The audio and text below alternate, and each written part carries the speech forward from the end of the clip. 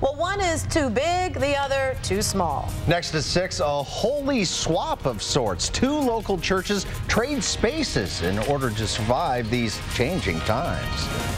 You may remember the ABC TV show Wife Swap that aired right here on Channel 5. Well, what about a church swap? Tonight, Bob Jones shows us why two local churches are switching worship space.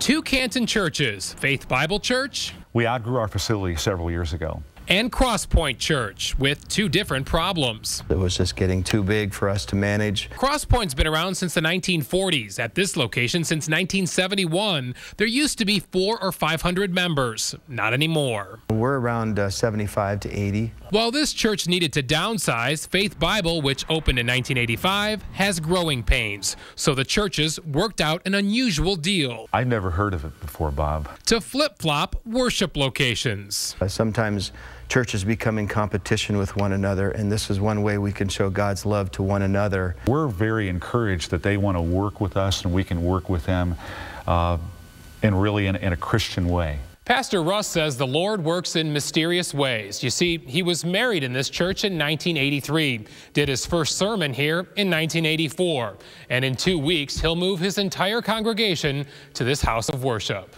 Although the holy swap is bittersweet because of memories, Pastor Russ says the move means spending a few $100,000 in redesigns